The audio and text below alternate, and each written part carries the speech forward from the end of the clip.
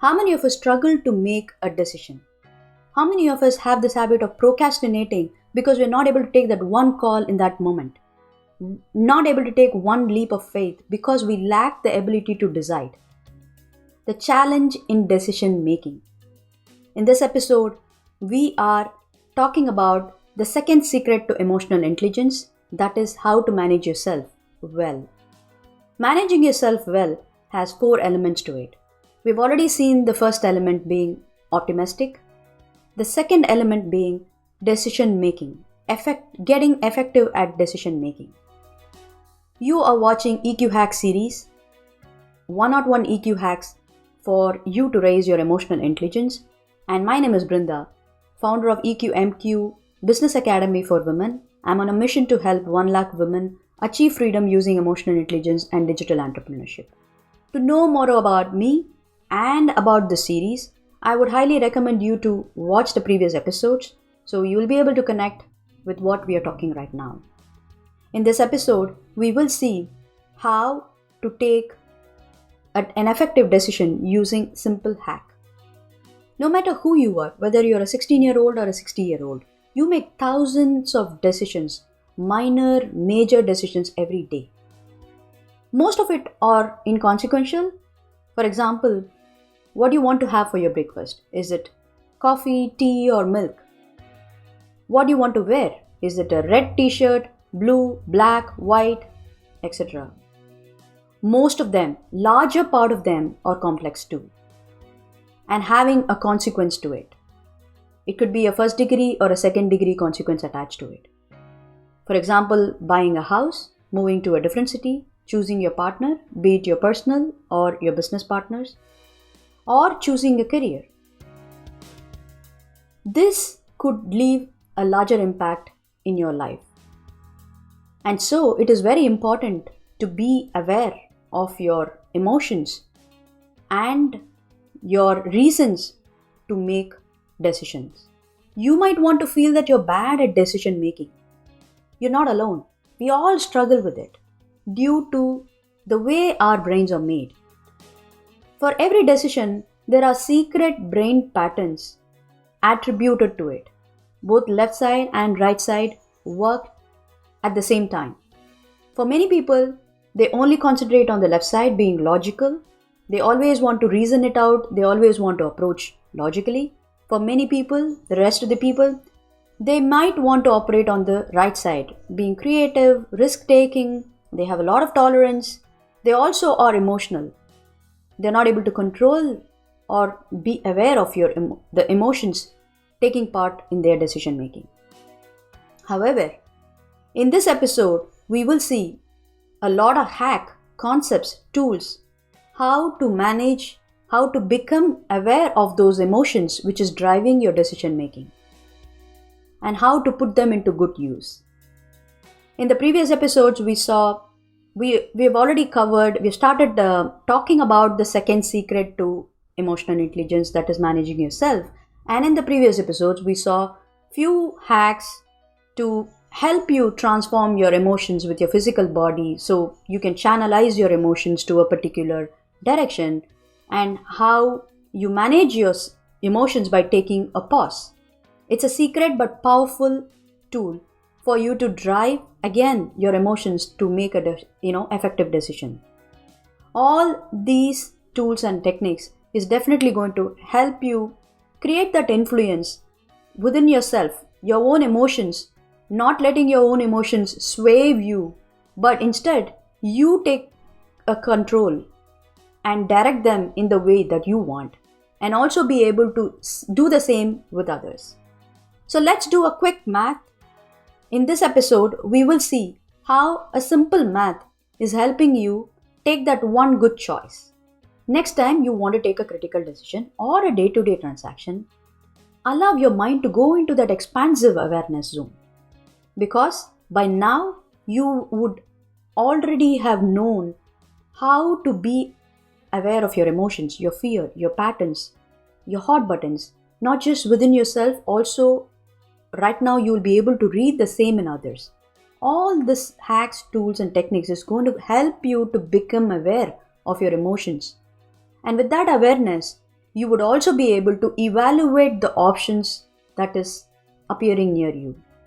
So we're going to do this exercise no matter what kind of complexity of decisions that you want to take.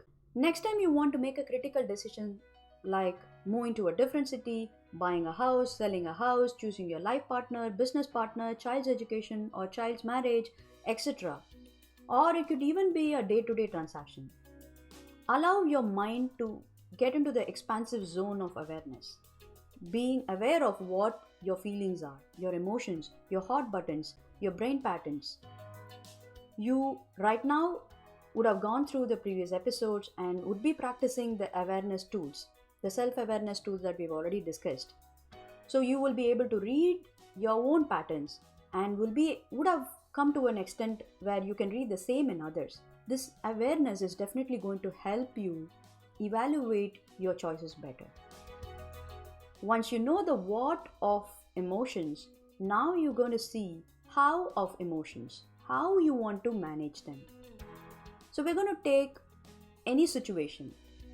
For an example, 1, planning a vacation for your family, choosing a career. While the complexity and the severity of emotions are different, the play of emotions are different here, we will see how we will want to evaluate to arrive at an effective choice, which is not just be good for you, for also others around you. As a woman, when I have to take a career choice, I might want to see the distance between my home and the office location because the travel time involved in it and the amenities available for a working mother to take care of the house, the child and the work. When I wanted to quit my job, I almost have to wait for 1 year to decide, because by the time I was progressing in my career, my 2-year-old daughter was also growing, and I literally had to weigh a lot of factors like travel time, work time, and the amenities like support systems, etc., for me to choose a better career. Now with this, you would understand how emotions are playing a huge part.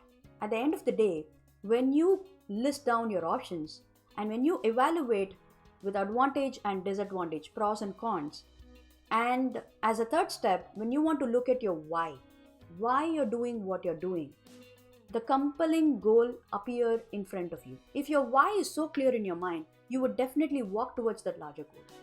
If it is not clear, that's when the confusion occurs. And that's why it is important for you to follow these steps. Now let's see how we want to approach the planning of a vacation.